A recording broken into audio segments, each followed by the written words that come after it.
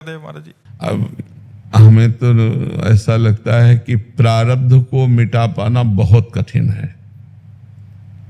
संचित कर्म को मिटाना और क्रियमाण को मिटाना ये तो संभव है, प्रारब्ध एक असंभव सा दिखाई देता है। जैसे हमें लगता है कि एक माँ अपने पुत्र के लिए भजन सद्भावना करती होगी, लेकिन हमारे लिए लाखों लोग सद्भावना करते हैं, लाखों लोग करते हैं। हम प्रत्यक्ष उदाहरण देते हैं। क्या ब्रजवासी, क्या संतजन, क्या भक्तजन सब यही प्रार्थना करते हैं, आप स्वस्थ रहो और आप चिरंजीवी रहो, ऐसे ऐसे आशीर्वाद देते। पर हम क्या स्वस्थ हो गए क्या? तो महाराज जी, अगर उनकी दुआओं का और उनके प्रेम का क्या भाव हुआ? हाँ, उनका भाव प्रेम का यही है कि हमारा जो मन है वो किडनी के दुख से दुखी नहीं हो पा रहा। कि जो हमें दुख हो कि हम बीमार हैं, परेशान है, ये ऐसी बात नहीं। सबकी दुआ, सबका आशीर्वाद हमको स्वस्थ जैसा अनुभव करा रहा है। ये हम इसलिए उदाहरण दिए कि एक माँ तो केवल अपने बच्चे के लिए करेगी, पर सबका आशीर्वाद, सबका प्रेम हमको किडनी के दुख में डूबने नहीं देता। लेकिन हमारी किडनी तो सही नहीं हो रही ना, और हम भी भजन करते हैं जितना बन सकता है। तो क्या प्रारब्ध का नाश हो गया क्या? प्रारब्ध तो भोगना पड़ेगा। हम कोई संकल्प विकल्प ना करें। उचित यही है, उचित यही है कि हम अपने भजन को भगवान को समर्पित करें और भगवान से प्रार्थना करें कि ये जीव जो पुत्र रूप में आया है इसे आप सुख प्रदान करें, चाहे प्रारब्ध मिटा के, चाहे प्रारब्ध को भोगने की सामर्थ्य दे करके। पर जी एक और चीज समझना चाहते थे, जैसे वो किसी भी असाध्य रोग से ग्रसित हो गया तो ये उसको भोगना ही पड़ेगा, आज नहीं तो कल भोगना पड़ेगा। मतलब इसका कोई अन्य उपाय है नहीं? अवश्य में भोक्तव्यम कृतम कर्म शुभाशुभम। जो हमें दुख आ रहा है या जो भी कष्ट आ रहा है उसको भोगना ही पड़ेगा। भोगना ही पड़ेगा। उस समय आपकी मानसिकता ऐसी हो जाएगी कि आपको कोई ज्ञान नहीं रहेगा, आप उसमें डूब जाएंगे, उस दुख में दुखी हो जाएंगे। दूसरा समझाएगा तो आपको लगेगा ये सब हम समझते हैं, ये हम सब समझते हैं, लेकिन इस समय मुझे धैर्य नहीं है।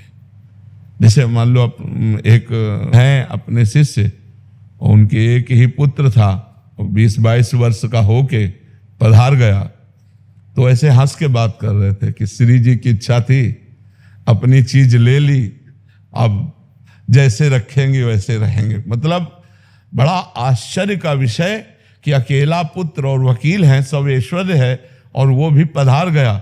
तो हंस के कह रहे थे कि श्री जी की चीज थी, श्री जी ने, ऐसे भक्त तो बिरले मिलते हैं, नहीं तो अश्रद्धा हो जाए। लेकिन सच्ची बात यही है कि हाँ, हम अपने प्रारब्ध भोग को उचित रूप से समझें कि जिसकी आयु जितनी है उतने जी पाएगा। जिसको जो भोग भोगना उसको भोगना ही पड़ेगा। इसीलिए गलत काम मत करो, नहीं आगे भोगना पड़ेगा। पीछे किया तो आज भोग रहे हो, आज करेंगे तो आगे भोगना ही पड़ेगा। कर्म बहुत बलवान है, अगर उसे कोई नष्ट कर सकता है तो भगवान, सिर्फ भगवान नष्ट कर सकते हैं। तो भगवान की शरण में हो जाओ, भगवान का नाम जप करो, वही बचाएंगे, वही संभालेंगे। महाराज जी, तो यह स्थिति भजन से आ जाएगी कि भोगने की शक्ति आ जाएगी? हाँ, भजन से आ जाएगी। भजन में बहुत सामर्थ्य है। भजन में तो बहुत, एक संत के गंगा जी में खड़े होकर भजन करते थे तो उनके पैर में कछुआ काट लिया, तो कछुआ जहाँ काटा वहाँ सड़न पैदा हो गई। अब वो गंगा किनारे रहने वाले संत तो डॉक्टर को दिखाया नहीं, सड़न से कीड़े पड़ गए। अब पूरे पैर में कीड़े थे, वो आराम से भजन करते थे। सोचो एक चींटी काटे तो कैसा हो, और पूरे पैर में कीड़े हैं, वो आनंद। तो जब भक्तों ने देखा फिर उनकी दवा औषधि करवाई, पर वो निश्चिंत रहे। तो भजन का इतना फल है कि भारी से भारी बुरे प्रारब्ध में भी वो चैन से रहता है, वो आनंद से रहता है। पूनम जी जालंधर से, राधे राधे महाराज जी। शेरवंश महाराज जी, राम नाम मणि दीप धरूं, जिह देहरी द्वार, तुलसी भीतर बाहिर हूं, जो चाहे सी उजियार। महाराज जी इसका भावार्थ महाराज जी। अगर हमारी जिह्वा पे निरंतर भगवान का नाम रूपी तेजस्वी मणि विराजमान है तो बाहर लौकिक सुख और अंदर आध्यात्मिक सुख दोनों की प्राप्ति होगी। राम नाम मणिदीप धर जी है देहरी द्वार, ये हृदय रूपी घर में प्रवेश होने के लिए द्वार है जिह्वा। तो अगर इस जिह्वा पे राम राम राम राम राम राम ऐसे जपते रहोगे तो तुलसी भीतर जो अज्ञान अंधकार है उसका नाश करके मणि प्रेम प्रकाश कर देगी, ज्ञान प्रकाश कर देगी। और बाहर जो नाना प्रकार की विषमताएं, दुख, दरिद्रता है, ये सब मिट जाएगी। भीतर और बाहर चकाचक आनंद रहेगा यदि जिह्वा पर नाम विराजमान है। राम नाम मणिदीप धरु, जीह देहरी द्वार, तुलसी भीतर और बाहरो जो चाह सो त्यार। किसका प्रश्न था? समझ पा रहे हो आप? समझ में आ रहा है? भगवान का नाम यदि जिह्वा पे रख ले तो बाहरी लौकिक सुख और अंदर आंतरिक आध्यात्मिक सुख दोनों की प्राप्ति होती। यही परलोक सकल सुख पावत, मेरी सो भैया कृष्ण गुण संचु। हरिवंश महाप्रभु कहते हैं मेरी शपथ है यदि तुम कृष्ण के नाम गुणगान करोगे तो तुम्हारे जीवन में लौकिक और पारलौकिक सब सुख प्राप्त हो जाएंगे। जी लाला सिंह जी। श्री हरिवंश महाराज जी, दास जानना चाहता है कि सांगोपांग उपासना अनन्यता का स्वरूप क्या है, कैसे प्राप्त होती है? सांगोपांग उपासना एक गुरु, एक मंत्र, एक इष्ट, एक पंथ, एक ग्रंथ, ये जीवन में आ जाए। एक ही गुरुदेव हो जिनकी आज्ञा पर हम चल रहे हो, जपने का एक ही मंत्र हो जो गुरुदेव के श्रीमुख से निकला हुआ है, और एक ही कंत अर्थात इष्ट हो। बहुत सी उपासना प्रारंभ में होती है, जब रंग सांगोपांग उपासना में एक इष्ट में ही पूरा चित्त लगा, और एक ही पंथ हो, जैसे राधा वल्लभी, सियाराम मार्ग, जो भी अलग, एक ही पंथ होना चाहिए। इसे कहते हैं सांगोपांग उपासना। सांगोपांग उपासना एक गुरु, एक मंत्र, एक कंत, एक ग्रंथ, एक पंथ, जिसके आदर्श में हम भगवान तक पहुंच जाते हैं। अनन्यता इसी में आ जाएगी। सांगोपांग उपासना में ही अनन्यता आती है। पुरानी उपासना जो थी वो कुछ बाकी रहेगी, मैं छोड़ दूं सब। हाँ, उससे ये समझना चाहिए कि उसका फल मिल गया ये उपासना, और उसे विश्राम करके अपनी उपासना में आ जाना चाहिए। इंदिरा जी मुंबई से। महाराज जी, आपके चरणों में कोटि कोटि प्रणाम।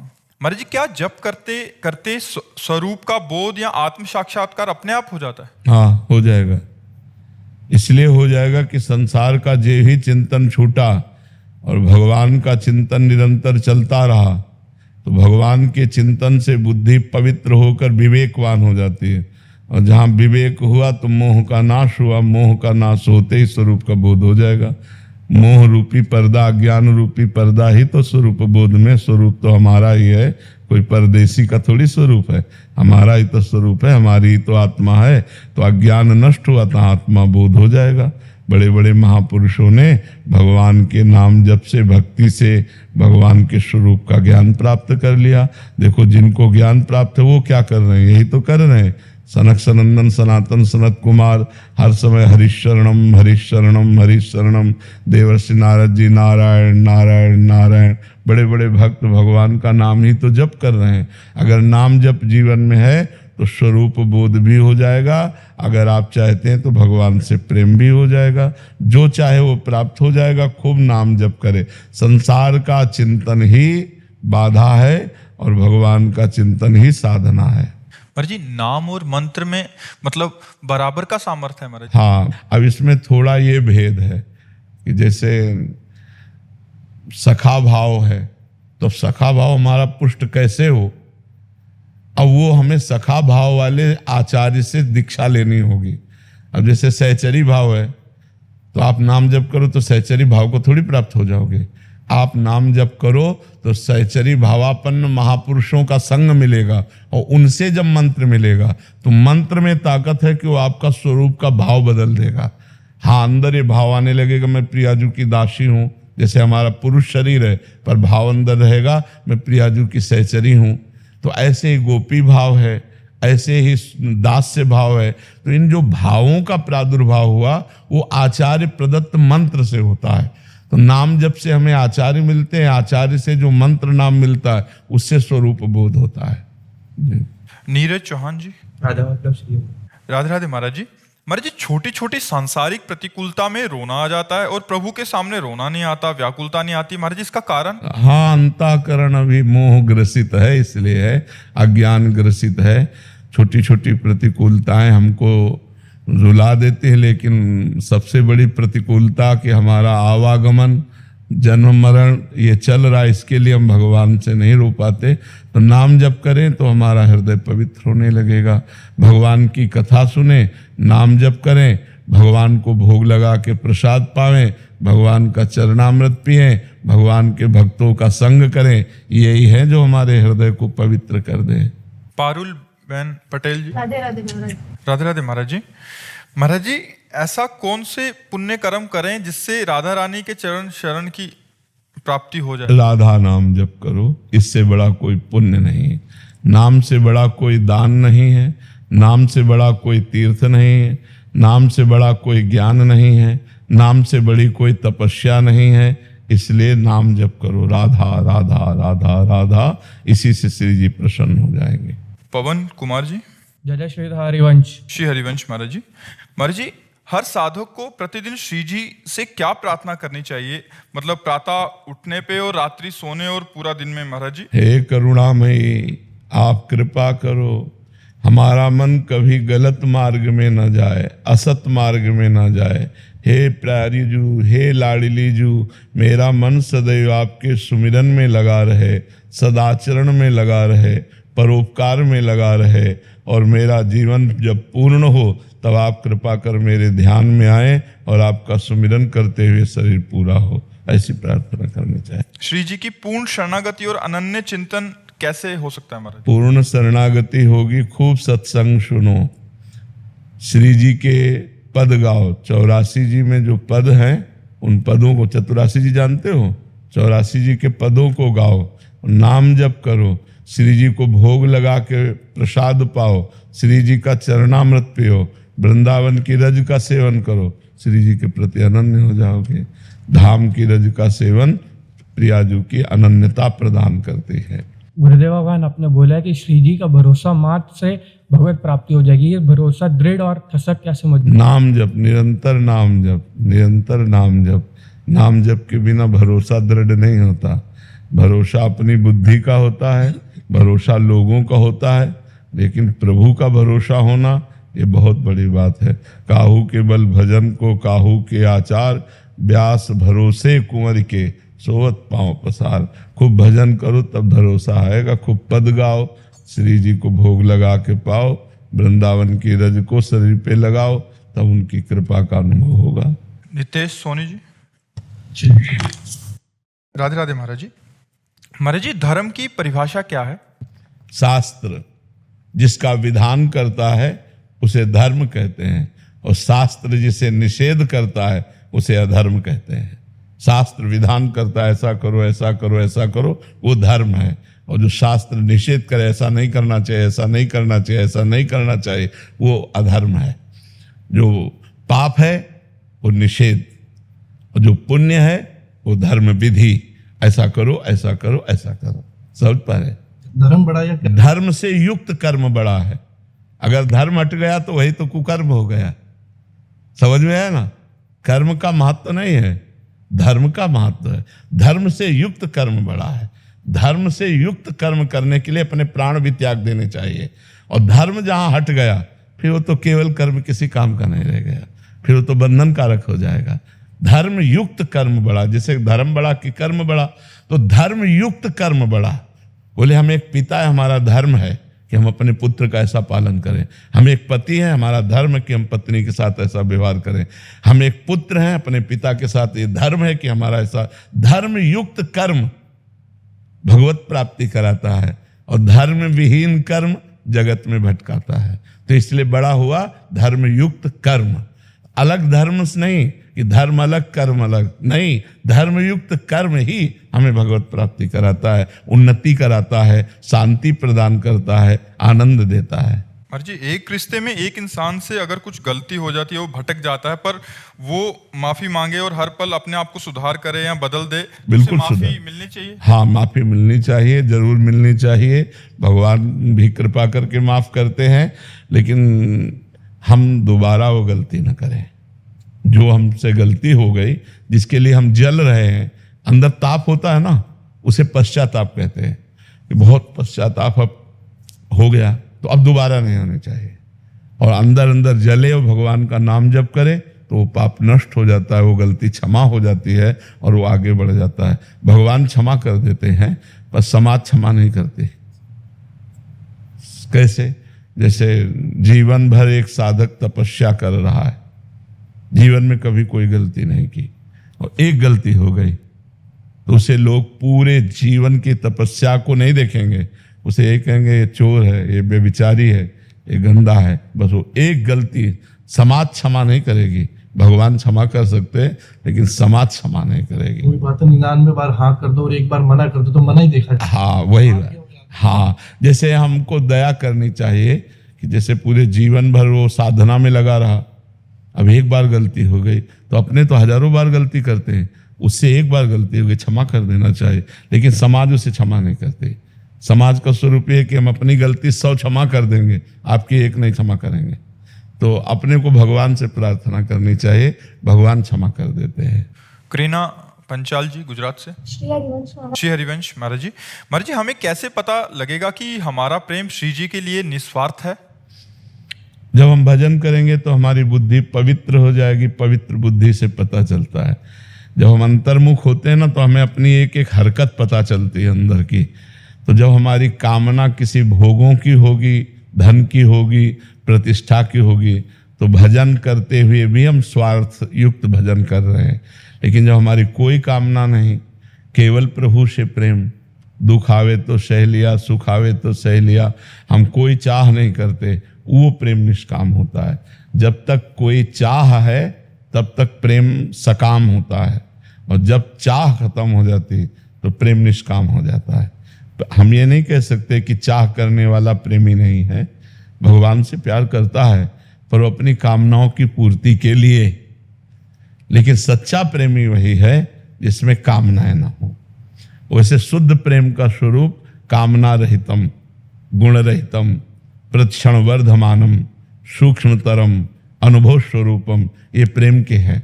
प्रेम बड़ा सूक्ष्म है, अनिर्वचनीयम प्रेम स्वरूपम, वाणी से कहा नहीं जा सकता। प्रतिक्षण अपने इष्ट के प्रति बढ़ता रहता है, कोई कामना नहीं, वो अनुभव में केवल आता है। तो आपके ही अनुभव में आएगा कि आपका प्रेम सकाम है या निष्काम है। जब आपकी बुद्धि पवित्र होगी तो अंतर्मुख होकर ढूंढेगी। विपत्ति में घबराकर भगवान से विपत्ति निवृत्ति की प्रार्थना करना, संपत्ति में फूल करके नाना प्रकार के भोगों में विचरण करना, ये सब कच्चाई है। जब ये भजन करते करते, साधना करते करते कच्चाई दूर हो जाती तो फिर होता चाहे जो कुछ हो, अब मुझे कामना नहीं करनी, जोई जोई प्यारो करे सोई मोहि भावे, तो कामना खत्म हो जाती है। महाराज जी लोग कहते हैं कि श्री जी से हमें बहुत प्रेम है, लेकिन ये सच्चा प्रेम है या पता नहीं लगता, क्योंकि विकार तो स्फुरित होता है। सही पूछो तो जब सच्चा प्रेम होगा तो बस ऐसे होगा।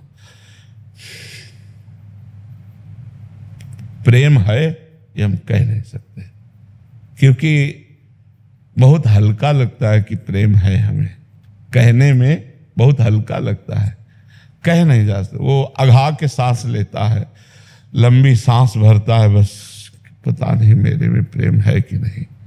उसको रोना आएगा, विकलता होगी, पर उससे पूछा जाए कि आपको श्री जी से प्रेम है क्या, तो निर्णय नहीं कर पाएगा वो। और अगर निर्णय करके बोलेगा तो यही बोलेगा, मुझे अधम को श्री जी से क्या कैसे प्रेम हो सकता है, मैं तो बहुत नीच हूँ, वो तो बहुत महान है। और ऐसा कहते कहते रो देगा। यही लक्षण प्रेम का है यही लक्षण प्रेम का है। प्रेम का कोई परिभाषा नहीं वर्णन की जा सकती। और जो ये कहता मुझे भगवान से प्रेम है तो नहीं है श्री जी से प्रेम करो तो वैसे निस्वार्थ, तो उनसे ही नाम मांगे कि नाम कभी न छूटे। हाँ बस, चलता हाँ निस्वार्थ। हाँ, नहीं ये निस्वार्थ है। उनके चरणों का दासत्व मांगना, वृंदावन धाम वास मांगना, संतों का संग मांगना, ये सब निस्वार्थ है। इसे स्वार्थ नहीं कहते, ये श्री जी के प्रेम के लिए ही है ना, इसलिए निस्वार्थ है। विशाल जी। जय जय श्री श्री हरिवंश महाराज जी, सदगुरुदेव भगवान, एक साधक कह रहे थे कि गुरु कृपा, श्री जी की अपार कृपा से उन्होंने सत्संग में सुना कि एक स्वस्थ शरीर के लिए साधक को 24 घंटे में केवल 400 ग्राम अन्न ही पाना चाहिए, और उन्होंने ऐसा प्रयास भी किया। गुरु कृपा से परिणाम स्वरूप 1 महीने के अंदर जनेंद्रिय के विकार शांत होने लगे, नींद भी 2-2.5-3 घंटे में पूरी होने लगी, आसन में भी आनंद सा आने लग गया। महाराज जी ये कह रहे हैं कि पर घर वाले इतने बोलने लगे कि तुम पतले हो गए, तुम्हारी तबीयत खराब हो गई है। महाराज जी ऐसे में गुरु आज्ञा का पालन कैसे किया जाए? नहीं, ये गुरु आज्ञा नहीं है। वहां प्रसंग एक चल रहा था कि एक बादशाह ने अपने आयुर्वेदाचार्य से पूछा कि स्वस्थ शरीर के लिए कितने ग्राम भोजन से शरीर चल जाएगा, मतलब जीवन यात्रा चल जाएगी। तो उनका 400 ग्राम अन्न पर्याप्त है। 24 घंटे में 400 ग्राम अन्न के द्वारा जीवन यात्रा चल सकती है, लेकिन कार्य करना है और शरीर का अलग अलग मतलब अधिकार भी है। जब मान लो शरीर ऐसा है तो उसका भोग अलग है। अब शरीर की गठन बैठन और उसकी अब वो दबा के जब 1 किलो 1.5 किलो पाएगा तब उसको समझ में आ गया कुछ गया है, चाहे नहीं तो 400 ग्राम में क्या समझ में आएगा कि क्या गया। तो थोड़ा ये भी समझना है। अच्छा, अब दिन भर फावड़ा चलाना है, अब कह दो 400 ग्राम। अब साधु महात्मा अपना पद्मासन लगाए बैठे हैं, 400 ग्राम में चल जाएगा, लेकिन किसान का थोड़ी चलेगा, व्यापारी का थोड़ी चलेगा, मेहनत करने वाले का 400 ग्राम में थोड़ी चलेगा। उसको तो बलपूर्वक भोजन करके मेहनत करनी है ना। तो ये भी ध्यान रखना चाहिए कि जितने से अपना शरीर चले। अब 400 ग्राम भोजन पा लिया, हमारा मन भोजन में ही लगा रहे तो भी ठीक बात नहीं है। 400 ग्राम भोजन पा लिया, अब चलने की सामर्थ्य नहीं रही तो भी ठीक नहीं है। हमको उचित भोजन पाना है। हमको जब देखना है कि हमारे शरीर की मांग क्या है। अब जैसे कभी कभी कमजोरी महसूस हो रही तो फल ले लो, घी ले लो, दूध ले लो। आवश्यकता नहीं लग रही तो रोटी दाल पा लो। अब जरूरी नहीं कि 400 ग्राम, भूख लगी 800 ग्राम पा लो, शाम के मत पाओ। ऐसे चला जाता। अब एकदम के जो गुरु आज्ञा का पालन, तो गुरु आज्ञा ऐसा नहीं हुई कि 400 ग्राम पाओ, नहीं। हम वो एक प्रसंग था, बस यही तो समझना है कि एक प्रसंग को गुरु आज्ञा नहीं मान लेने। एक प्रसंग है। अब प्रसंग में तो कैसे कैसे त्यागी महात्मा थे होते हैं, तो अब उनकी बातें हम स्वीकार करें तो हमें लगता है ठीक है, जहां तक आपसे बने तहां तक पाओ, लेकिन अपने परिवार के संतुष्टता के लिए और अपने शरीर की क्रियात्मक शक्ति के लिए थोड़ा भोजन बढ़ा दो और परिवार भी प्रसन्न रहेगा और भजन भी चलेगा। ऐसे चलो। उसे बहुत अच्छा बढ़िया संयम है, पर गृहस्थी के लिए थोड़ा मुश्किल पड़ेगा। बाबा जी के लिए तो चल जाएगा, कोई काम नहीं, माला चलाते रहो। गृहस्थी के लिए बहुत से काम है। अब वो 400 ग्राम अन्न में कैसे चलाएगा? उसको तो जरूरत पड़ेगी तो आधा लीटर तो दूध ही पीना पड़ेगा। उसको जरूरत पड़ेगी तो अच्छे अच्छे पदार्थ पान शरीर को। देखो, गाड़ी में भी डीजल डालने के बाद एक और कुछ डाला जाता है, तो डीजल है, भोजन, मोबाइल है, घी डालना पड़ेगा भैया। इसमें विटामिन डालनी पड़ेगी, जो विटामिन जरूरत है। नहीं हो तो डॉक्टर से डलवानी पड़ेगी। वो इंजेक्शन में डालेगा, टेबलेट में डाल। इससे अच्छा खा पी करके पुष्ट रहो। दवाइयों के चक्कर में काहे को पड़ोगे? अभी आप पानी पे जीने लगो, आप ऐसे सादा। तो शरीर को जो जरूरत है, शरीर को जो हमें विटामिनों की जरूरत है, वो अगर विटामिन नहीं जाएगी तो शरीर नहीं चल पाएगा। इसलिए हम संत महात्माओं की होड़ न करें, हम अपने गृहस्थ धर्म के अनुसार चलें, अच्छा पवित्र भोजन पावें और खूब मेहनत करके कमावें, माता पिता को सुख पहुंचावें। सपना जी। राधे राधे। राधे राधे महाराज जी। महाराज जी, क्या बिना गुरु दीक्षा के भक्ति की प्राप्ति की जा सकती है? एक सीमा तक है, फिर इसके बाद गाइड की जरूरत होती है। बिना गाइड के कोई मार्ग नहीं चला जा सकता। एक इंजीनियर थे, पढ़े लिखे, जनरेटर के, बहुत ग्रेजुएट, तो उनको नौकरी नहीं मिली, तो एक बहुत जनरेटर का बड़ा दुकान था, उसमें गए और अपनी सर्टिफिकेट दिखाई और कहा मुझे जनरेटर का पूरा ज्ञान है, यदि आप मुझे नौकरी दे सकते हो तो दे दीजिए। उन्होंने देखा उसकी बहुत ग्रेजुएट डिग्री थी, तो उन्होंने कहा ठीक है, एक जनरेटर हम खोलते हैं, तो आप खोल के बांध के चला दो तो हम आपको अमुक धनराशि देंगे। जनरेटर खोल दिया उसके सामने और बंधवाया, तो पढ़ा लिखा आदमी था, पूरा जनरेटर फिट बांध दिया। अब वो चलाए चले ना, फिर खोला, फिर बांधा, शाम तक लगा रहा लेकिन नहीं चला। तो उसने कहा बताएं, आप पढ़े हो, लेकिन आप कढ़े नहीं हो, आप किसी जनरेटर चलाने वाले के नीचे नहीं रहे हो। अगर महीना 2 महीना नीचे रह लेते ना तो ये चल जाता, बोले कोई इसमें कमी नहीं तुम्हारी पढ़ाई में, और गैस काटी और चल पड़। उसमें गैस काटना लिखा नहीं था, गैस काटी और चल पड़ा।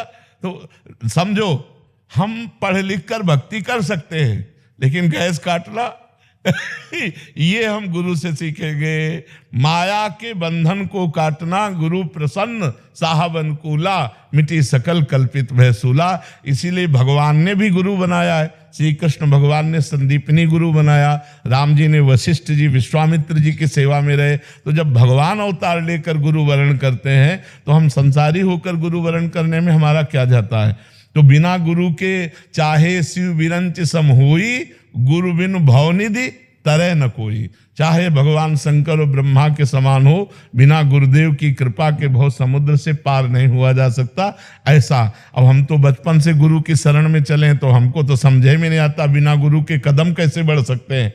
परमार्थ में कदम बढ़ेंगे तो गुरु से ही। देखो, आप लोग भले गुरु ना बनाए हो, लेकिन आपने श्रद्धा की हमारी बात पर, तब तो आप यहाँ आए। आपका अगर सुधार हो रहा है तो आप हमारी बात पर श्रद्धा करो। इसी को तो गुरु बनाना कहते हैं। केवल कंठी बंधवा लेना ही गुरु नहीं है। किसी संत की बात को मान लेना ही गुरु के वचन मान लेना है।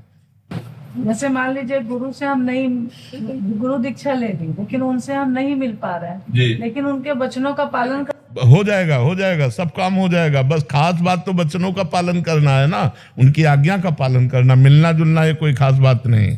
प्रेम सागर राधा वल्लभ श्री हरिवंश महाराज जी। महाराज जी, आप कह रहे हैं कि आप कुछ समय बाद आर्मी ज्वाइन कर रहे हैं। ये कह रहे हैं कि बार बार मन में ये सवाल उठता है कि जब जीवन का उद्देश्य भजन करना ही है तो मैं क्यों कोई ऐसी क्रिया करूं जिससे भजन में विक्षेप हो। नहीं, ऐसा नहीं है। राष्ट्र सेवा के लिए भी उत्साह रखना चाहिए। किसका प्रश्न है?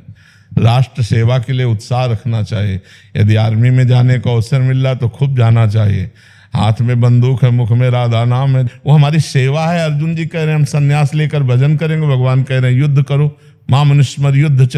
तो हमें लगता है अगर राष्ट्र सेवा का अवसर मिल रहा है तो कदम पीछे नहीं हटाना चाहिए, हमको आगे बढ़ना चाहिए राष्ट्र सेवा में। समाज सेवा, राष्ट्र सेवा है, भगवान की ही सेवा है। और खूब नाम जप करो, मांस मत खाना, शराब मत पीना। ऐसा वहाँ कोई दबाव नहीं रहता, आप जैसा भी चाहें वैसा अन्न पा सकते हैं, पर राष्ट्र सेवा का अवसर मिले तो पीछे नहीं हटना चाहिए।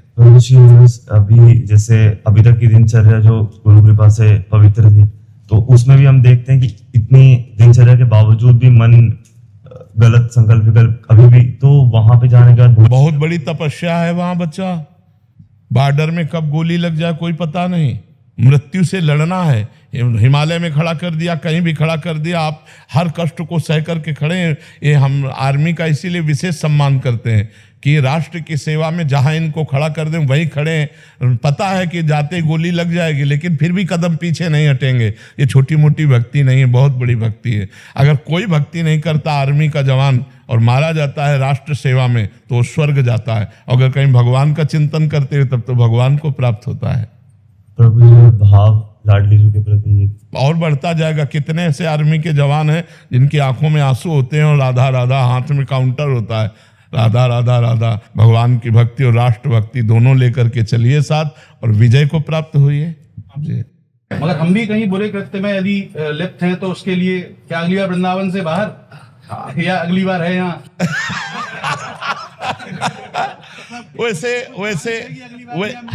वैसे जैसे ब्रजवासी से कोई ऐसी अपराध या गलती बन जाती है तो यही ब्रजई का जीव बनाया जाता है, उसे बाहर का नहीं बनाया जाता। और हाँ, ब्रजवासी को बहुत भगवान प्यार करते हैं। तो मतलब हर बार यही, चाहे वो योनि कोई भी रहे, मगर रहना है 84 को उसके अंदर ही है। बिल्कुल बिल्कुल बिल्कुल, बस ये है। प्रार्थना है, मैं मन लगाता हूँ भजन में, पर धीरे धीरे मन भग जाता है अपने आप। हाँ, मन की 2 गतियां हैं, एक भूत और भविष्य। ये 2 का चिंतन बहुत जोर का करता है। जब हम भजन में बैठते हैं तो भूत माने बीता हुआ और भविष्य माने आगे का। हमको चाहिए कि नाम पर लक्ष्य रखें, जैसे राधा राधा, और वो भूत भविष्य की फेंक रहा है तो वो धीरे धीरे शक्तिहीन होता चला जाएगा मन। और जब हम नाम जप नहीं करेंगे तो मन शक्तिशाली हो जाएगा, हमें कहीं फंसा देगा। यदि हम नाम जप पर ध्यान दें तो धीरे धीरे मन शांत होने लगता है, धीरे धीरे मन एकाग्र होने लगता है। और मन रूपी चिप में करोड़ों जन्म के सब वासनाएं भरी हुई हैं। जैसे देखो ना, इतनी इतनी चिप में 350 घंटा 500 घंटा, तो भगवान ने एक चिप बनाई मन, इसमें अनेकों जन्मों के पाप पुण्य सब भरे हुए हैं। तो जब हम भजन करते हैं तो निकलते हैं, वो आते नहीं हैं, वो निकलते हैं, वो डिलीट होते हैं। तो हमें चाहिए कि हम धैर्यपूर्वक नाम जप करें और नाम जप करते हुए विचार करें कि हमारा मन निर्मल हो रहा है, क्योंकि निर्मल मन ही प्रभु की प्राप्ति कराता है। निर्मल मन जन सो मोहि पावा, मोहि कपट छल छिद्र न भावा। तो जब हम नाम जप करते हैं तो मन की गंदगी निकल रही है। जब गंदी बातें आवे, भूत भविष्य का चिंतन आवे, तो हमें सोचना चाहिए हमारा मन खाली हो रहा है, हमारा मन निर्मल हो रहा है। महाराज जी, ये विरक्ति छूटती है ब्रजवासियों को आपकी इतनी सारी वीडियो देखकर, तो हम लोग सब ये सोचते हैं कि हम लोग इन व्यसनों से दूर रहें और कोई भी ऐसे क्रियाकलाप ना करें। ब्रजवासी आपकी इतनी सारी वीडियो देखते हैं और विरक्ति में जब ये साधना में जब विरक्ति जाती है तो ऐसा लगता है कि ये बच्चों का क्या होगा, गृहस्थी का क्या होगा। हम लोग खुद इस चीज को, वीडियो को सुन के व्याकुल हो जाते। नहीं तो गृहस्थी में सोचो, बाबा की गृहस्थी में लाला है ना जगत पिता। ऐसा लगता है नंद बाबा की गृहस्थी में अनंत ब्रह्मांडों का स्वामी आया कि नहीं आया, और श्री लाडली जी महाराज वृषभानु जी के घर आए कि नहीं आए। तो हमको ये नहीं सोचना किसी विरक्त के यहाँ भगवान का अवतार हुआ, हमें बताओ ना। भगवान का अवतार गृहस्थ क्या हुआ कि नहीं हुआ, और जितने विरक्त हुए इनका जन्म कहाँ हुआ, गृहस्थ क्या, और इनका पोषण कहाँ से होता है। तो गृहस्थ धर्म सबसे बड़ा धर्म है। यदि आप शराब ना पियो, मांस ना खाओ, जुआ ना खेलो, पराई माता बहनों की तरफ गंदी दृष्टि ना रखो, और जितना बने नाम जप करो और खूब भगवान के आश्रित रहो, इसी से भगवत प्राप्ति हो जाएगी। गृहस्थ धर्म में ज्यादा तपस्या की बात नहीं है, थोड़ा संयम की बात है। अब जैसे पराई स्त्री से व्यभिचार करो, शराब पियो, मांस खाओ, तो भाई फिर गड़बड़ हो जाएगा, फिर मार्ग बदल जाएगा। नहीं, गृहस्थ धर्म से बड़ा धर्म नहीं है, क्योंकि ये सब धर्मों का पोषण करता है। चाहे कोई विरक्त हो, चाहे पशु पक्षी हो, सबका भोजन गृहस्थ के द्वारा होता है। और हम जितने विरक्त हैं सब गृहस्थों के यहाँ ही प्रकट हुए, हमारे भगवान के अवतार प्राय गृहस्थों के यहाँ हुए। तो इसलिए ये कोई न सोचे कि हम गृहस्थ हैं तो हमारी हानि हो। और दूसरी बात, भजन करने से विवेक और बढ़ता है, ज्ञान और बढ़ता है। भजन से हमारी बुद्धि प्रवीण होती है, ना कि मंद होती है। आप देखो, जो कभी राम नहीं बोल सकते थे, वो मरा मरा बोले तो ब्रह्म ऋषि बन गए कि नहीं बन गए। नाम के प्रभाव ने उनको ब्रह्म ऋषि बना दिया। तो हमको चाहिए कि उल्टा सीधा जैसे बने राधा राधा कृष्ण कृष्ण हम बोलते रहें और अपने परिवार का पोषण करें और आए हुए साधु महात्मा को टुकड़ा दे दें, इसी से काम हो जाएगा। हम ज्यादा यहाँ तपस्या करने की जरूरत है। वैद्य आयुष मिश्रा जी, रेवा से। राधा वल्लभ श्री हरिवंश महाराज जी।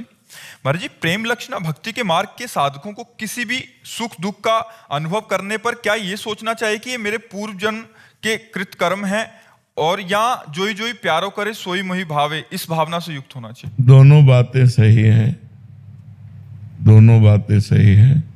पूर्व के कर्म के अनुसार ही विधान बनता है, ये शास्त्रीय सिद्धांत है। और भक्ति का सिद्धांत है कि भगवान के विधान के द्वारा हमें सुख और दुख देखना पड़ता है। हमारे भगवान हमको मजबूत करना चाहते हैं। जैसे दुख है गरम और सुख है शीतल ठंडा। दुख उष्णता ताप पैदा करता है ना, हृदय जलता है ना, और सुख शीतलता प्रदान करता है, ठंडा हृदय। तो ऐसे कांच में कंकड़ मारो, देखो कांच टूट जाएगा, लेकिन उसे गरम ठंडा गरम ठंडा गरम ठंडा करते करते बुलेट प्रूफ बना दिया जाता है, नहीं बन जाता। गोली मारो तो नहीं टूटेगा। ऐसे ही हमारे हृदय को भगवान मजबूत बनाना चाहते हैं, हमको बलवान बनाना चाहते हैं। तो हमें कभी विपत्ति कभी सुख, कभी विपत्ति कभी सुख, ऐसे दे देकर हमारे हृदय को विपत्ति सुख दोनों के ऊपर पहुंचा देते हैं कि न विपत्ति का प्रभाव पड़े और न सुख का प्रभाव पड़े। बड़े बड़े भक्तों के जीवन में देखो किस प्रकार के दुख आए हैं, बड़ी बड़ी विपत्तियां आई हैं, लेकिन भगवान के आश्रय से और भगवान के भजन के बल से वो विपत्तियों से पार हो गए हैं। तो दोनों सिद्धांत ठीक हैं। जो हमारा पूर्व का पाप कर्म है वही हमको भोगना पड़ रहा है, ये भी सिद्धांत ठीक है। और हमारे भगवान जो विधान कर रहे हैं वो हमें भोगना पड़ रहा है, ये भी विधान ठीक है। जोई जोई प्यारो करे सोई मोहि भावे। भक्ति में प्रधानता तो इसी की रहती है कि जोई जोई प्यारो करे सोई मोहि भावे, और उसमें वो कृपा का अनुभव करता है। भक्त दुख में, विपत्ति में कृपा का अनुभव करता है, सुख में, संपत्ति में दया का अनुभव करता है। जब सुख संपत्ति मिलती है तो भगवान दुलार कर रहे हैं, और जब दुख विपत्ति मिलती है तो भगवान हमें मजबूत कर रहे हैं। तो वो कभी भगवान में दोष दर्शन नहीं करता, भगवान के विधान को मंगल मान करके सहता है। सहत सहत बाढ़े भगत गृह तनु गुरु हितगार। जो जितना सहनशील होता है उतने उसकी भक्ति बढ़ती चली जाती है। तो भगवान हम कमजोर लोगों को मजबूत बना रहे हैं, हमें परिपक्व कर रहे हैं, अपने प्रेम रस के पान करने के योग्य हृदय बना रहे हैं। हमें ऐसी भावना करनी चाहिए। है बड़ा कठिन नहीं, अनुकूलता तो अच्छा लगता है, लेकिन प्रतिकूलता में भगवान की कृपा है, हृदय कांप जाता है। नहीं कांप जाता? प्रतिकूलता की संभावना मात्र से हृदय कांप जाता है कि नहीं कांप जाता? फिर प्रतिकूलता में भगवान की कृपा देखना, ऐसा नहीं कि आरोपित करना कि अरे कृपा ही है, ऐसा। वो देख रहा है कि ये जरूरी था, अगर ये ना होता तो हमारी ये उन्नति आध्यात्मिक ना होती। जो आंतरिक आध्यात्मिक उन्नति होती है वो तभी होती है जब संसार का राग नष्ट हो जाए, और संसार का राग तभी नष्ट होता है जब प्रतिकूलता मिले। जैसे हम आपसे बहुत प्यार कर रहे हैं और आप हमारे साथ प्रतिकूल व्यवहार करें तो जो हमारा राग वो नष्ट हो जाएगा। तो हमारा वस्तु में, व्यक्ति में, स्थान में ये राग होता है। तो भगवान कृपा करके प्रतिकूलता और विपत्ति और संकट देकर के हमको संसार के राग से ऊपर उठाते हैं, तब वो राग भगवान की तरफ बढ़ता है। उसी राग को अनुराग कहते हैं, प्रेम कहते हैं। जो हमारा प्रेम बटा हुआ है वो तभी समिटता है जब भगवान कृपा करते हैं। जो स्थान, दृश्य, जहाँ जो, वो सब चिपक जाता है मन हमारा, और भगवान कृपा करते हैं कि कहीं मन चिपके ना, मेरे चरणों में आए। तो सब जगह से विपत्ति, प्रतिकूलता, कोई अपनापन नहीं, तो वो भागता है भगवान की तरफ कि कोई तो अपना होना चाहिए। तो लगता है भगवान के सिवा हमारा कोई नहीं है, और वास्तविक भगवान के सिवा कोई नहीं है। सब स्वार्थ के बंदे हैं, स्वार्थ नहीं। पूर्ति होने वाली तो तुम्हें पहचानेगा नहीं सगा भाई भी, और स्वार्थ की पूर्ति हो रही तो सबको पहचान लेगा। स्वार्थ की पूर्ति में ही संसार प्रेम मानता है, और भगवान निस्वार्थ प्रेम करते हैं। भगवान ने ही हमको सब कुछ दिया, हम उनको क्या देंगे? हमें जीवन, धन, खान पान जो भी भगवान ने ही तो दिया है, हम उनको क्या दे सकते हैं? तो भगवान अहेतुकी कृपालु हैं, अहेतुकी कृपा करते हैं। पर कभी कभी कृपा का इतना भयानक रूप होता है कि सह पाना बहुत कठिन होता है। वो भगवान ही सहा दे, नहीं इतना भयानक रूप कृपा का आता है, लगता है अब तो नष्ट हो गए, अब तो मर गए, अब तो क्या। पर वास्तविक वो कृपा होती है, पर भयानक रूप में कृपा आती है। जैसे मानो प्रहलाद जी के ऊपर कृपा है, अब कितना कष्ट दिया हिरण्यकश्यप ने, तो अगर कष्ट न दिया होता तो भगवान की महिमा कैसे प्रकाशित होती? प्रहलाद जी का भक्तराज पद कैसे होता? पर वो सब कृपा है, पर इतनी भयानक कृपा थी जिसको सुन पाना कठिन लगता है, सह पाना तो बहुत कठिन। विष पिलाया गया, सांपों से डसवाया गया, पर्वत के नीचे दबाया गया, जल में डुबाया गया, आग में जलाया गया, तलवार से काटने का प्रयास, क्या क्या हाथी से कुचलाया गया, कृत्या उत्पन्न करवाई, मारण का प्रयोग किया गया, लेकिन बाल बांका नहीं हुआ। भगवान के भरोसे सब बच गए। तभी उनको हम पहली श्रेणी में, भक्तों की जब नामावली गाते हैं तो पहली श्रेणी में भक्तराज प्रहलाद, नारद, पराशर, पुंडरीक, व्यास, अम्बरीश, शुक, शौनक, भीष्म, दाल। तो सबसे पहले किसका आया? प्रहलाद जी का, क्योंकि सबसे ज्यादा विपत्ति किसको मिली? प्रहलाद जी की, और कम अवस्था प्रहलाद जी की, 5 वर्ष के बालक, कितना कष्ट। तो भगवान के मार्ग में हमको जो विपत्तियां, संकट मिलते हैं, सही पूछो वो कृपा है, पर वो कड़वी कृपा है, कड़वी कृपा है, वो अच्छा नहीं लगता किसी को। पर भक्त को कृपा का अनुभव होता है। प्रतिकूलता बहुत बड़ी कृपा है, पर वो समझ में नहीं आती, वो बड़ी भयावह होती है, इसको समझना कठिन है। बस खूब नाम जप करते रहो और भगवान से ये प्रार्थना करते रहो कि दीजिए प्रतिकूलता, पर हमको बल दीजिए कि हम सह जाएं, हमको इतना ज्ञान दीजिए कि आपके द्वारा दी हुई प्रतिकूलता में हम कृपा का अनुभव करें, नहीं तो महाराज हम टूट जाएंगे। हमारे में इतनी दम नहीं कि आप प्रतिकूलता दें हम सह जाएं। अनुकूलता में तो सबको लगता है कृपा है, लेकिन प्रतिकूलता में कृपा का अनुभव कोई भक्त करता है। जी प्राची जी, महाराज जी, जब लोग मेरे साथ गलत करते हैं तो मैं अपने मन को यह कहकर शांत कर देती हूँ कि एक दिन ईश्वर न्याय करेंगे, बट फिर कुछ दिन बाद फिर से मन अशांत हो जाता है। महाराज जी, वो स्थायी वैसे मतलब अब ये बात पचे ना पचे, लेकिन सच्ची बात बताएं, हमारे साथ गलत तभी होता है जब हमने गलत किया हुआ होता है। आज गलत किया हो या कल गलत किया हो, नहीं कोई गलत नहीं कर सकता। हम ये हृदय की बात कहते हैं, इसीलिए पहले कहा पचे ना पचे आपको, कि हो सकता है कि आपको आज लग रहा हो कि मैं गलत नहीं हूँ, लेकिन कल हमसे जो गलती हुई है उसका परिणाम हमें आज भोगना पड़ेगा। जैसे दोनों किडनी फेल है, डायलिसिस हो रहा है और बचपन से भजन मार्ग में है, तो कल हमसे पाप हुआ ना, कल हमसे गलती हुई, आज उसका हम भोग रहे हैं। तो अगर हम थोड़ा विवेक जागरण करें अपने अंदर और प्राप्त दुख को अपने द्वारा किए हुए कर्म का ही माने कि कोई न कोई हमारे द्वारा कर्म हुआ होगा, उसका फल हमें भोगने को मिल रहा है, तो हम आनंद पूर्वक दुख भोग सकते हैं। और अगर हम किसी व्यक्ति को मानेंगे कि ये व्यक्ति दुख दे रहा है तो थोड़ी देर समन कर सकते हैं, फिर उसके लिए हमारा मन बुरा सोचने लगेगा, और ऐसा सोचना अपना पतन कर लेना है। हम किसी का बुरा सोचते हैं तो उसका बुरा होगा कि नहीं, हमारा तो अभी से बुरा शुरू हो गया, क्योंकि हमारी अंतःकरण में जो मलिनता आई वो मलिनता बढ़ती चली जाएगी। उचित यह है कि बुरा करने वाले के प्रति भी हम भगवान से प्रार्थना करें कि इसको सद्बुद्धि प्रदान करो प्रभु। इसको अगर सद्बुद्धि मिल जाएगी तो आज हमारे साथ बुरा किया, ये कभी किसी के साथ बुरा नहीं करेगा और ये अच्छा आदमी बन जाएगा। तो हे प्रभु, हे भगवान, इसको सद्बुद्धि दीजिए। महाराज जी, जब हम सह लेते हैं तो हमारे पाप कट जाते हैं। हाँ, नष्ट हो जाते, पाप नष्ट हो जाते। लाओ एक कुर्सी। जय हो परमहंस जी महाराज की जय हो, जय हो। शारदा मैया की विराजमान बहुत। हाँ सॉरी,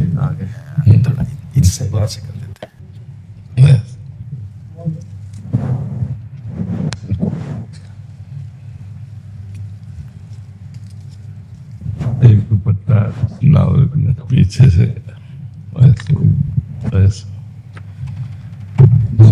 बहुत सुंदर, बहुत सुंदर, पूरा समाज।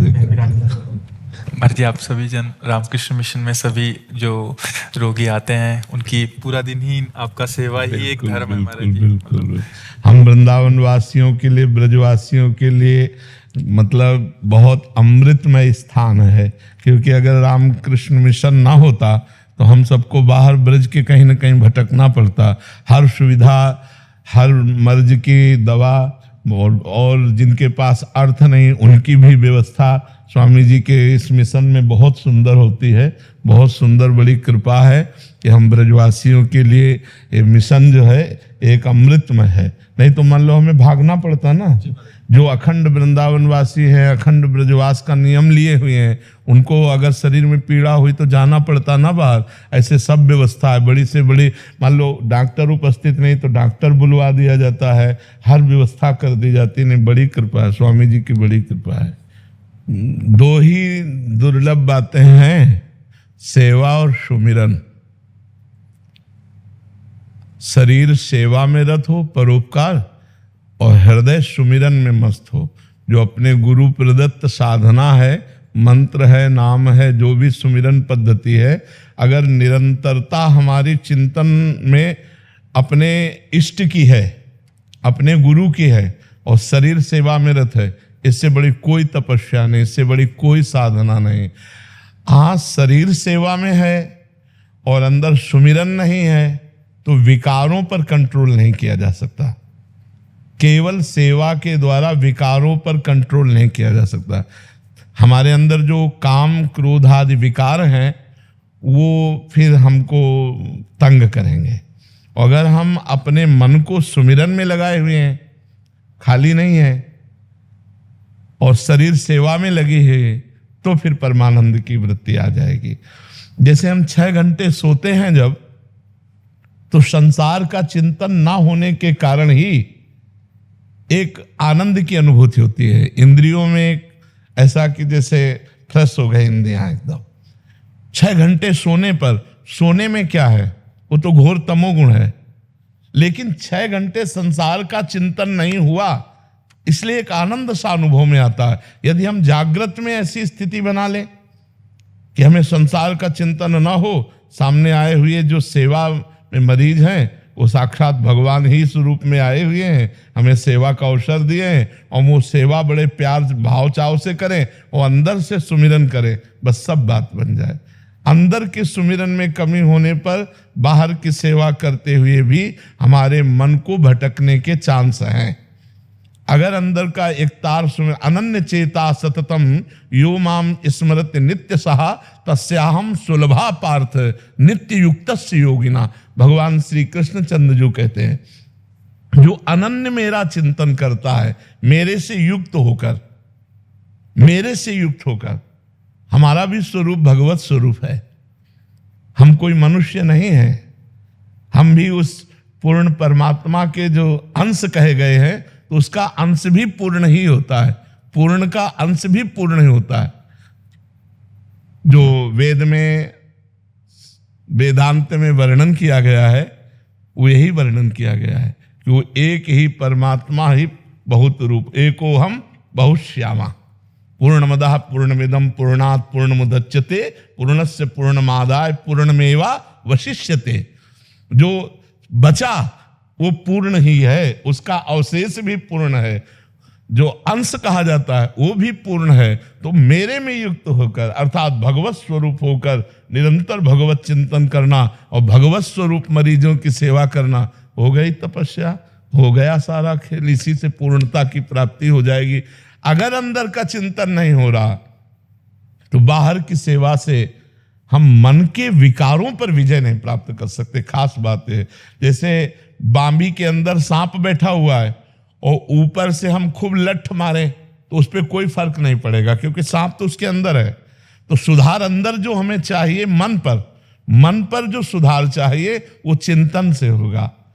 भगवान कहते हैं अनन्यस चिंतयन्तो माम ये जनाः पर्युपासते तेषां नित्याभियुक्तानां योगक्षेमं वहाम्यहम्। भगवान कहते हैं ऐसा अभ्यास करो चिंतन का कि अन्य कोई होने ना पावे। अभ्यास योग युक्तेन चेतसा नान्यगामिना।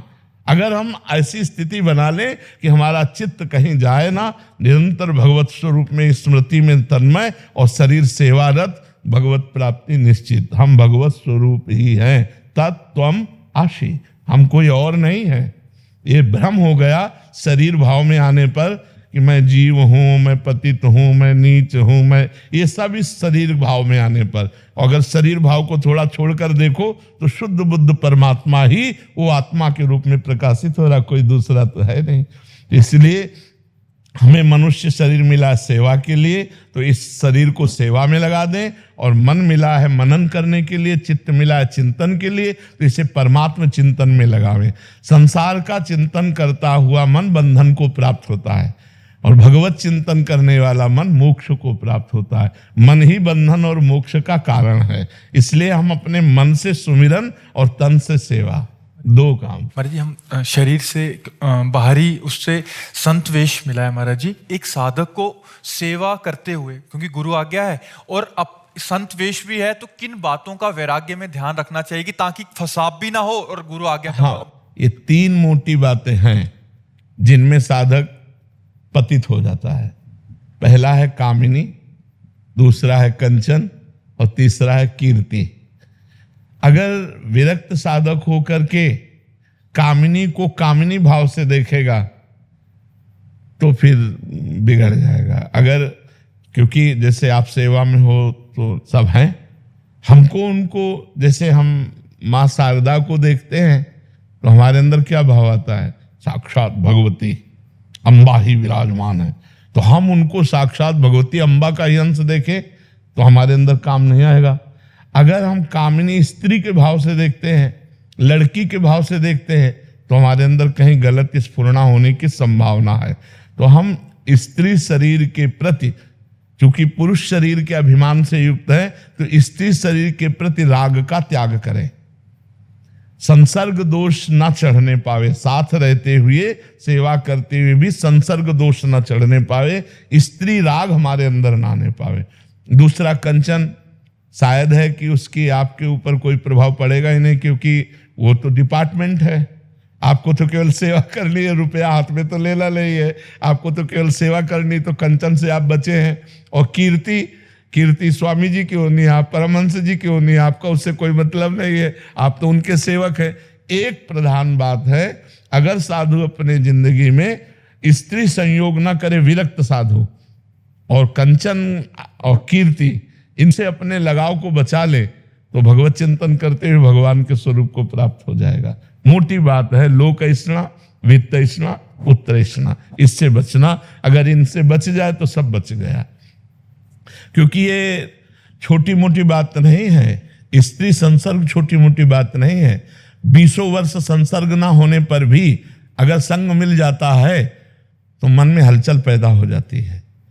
या तो भगवत तत्व का बोध हो गया हो, तो जैसे भुने हुए चने को खेत में बो देने पर फिर अंकुरण नहीं होता, ऐसे परमात्मा प्राप्त अंतःकरण में किसी भी तरह की भोग स्फुरणा नहीं होती। नहीं स्वात्मारामम विषय मृग तृष्णाम भ्रमयति, जो आत्माराम पुरुष है वो विषय मृग तृष्णा में भ्रमित नहीं होते। पर जब तक आत्म तत्व का बोध या भगवत साक्षात्कार नहीं हो जाता, तब तक गिरने के पूरे चांस रहते हैं। जैसे काई समझते ना, फिसलन पर पैर रखने वाला कितना भी चतुर हो, फिसल ही जाएगा। ऐसे ही ये फिसलन है। इन फिसलन के संसर्ग में रहने पर यदि भगवत चिंतन में चूक पड़ी तो फिसलना हो ही सकता है। बस इसकी बचाव की बात रखे तो बस सब और मंगल है, और सब मंगल है। खान पान विश्राम, इनमें कोई हानि नहीं होने वाली। हानि होती है जब ये संसर्ग हमारे अंदर आ जाता है, धन की तृष्णा आ जाती है, नाम यश कीर्ति की चाह हो जाती है, स्त्री भोग की वासना जागृत हो जाती है, तो हमारा पतन हो जाता है। इसलिए हम साधु जो विरक्त भेष के हैं, प्रधानतया माताओं बहनों के संसर्ग में रहना पड़ सकता है, तो उन रहते हुए भी हम वहाँ भगवती भाव रखें, अम्बा भाव रखें, जननी भाव रखें, देवी भाव रखें, लड़की भाव ना रखें, भोग्या भाव ना रखें, तो हम बच सकते हैं।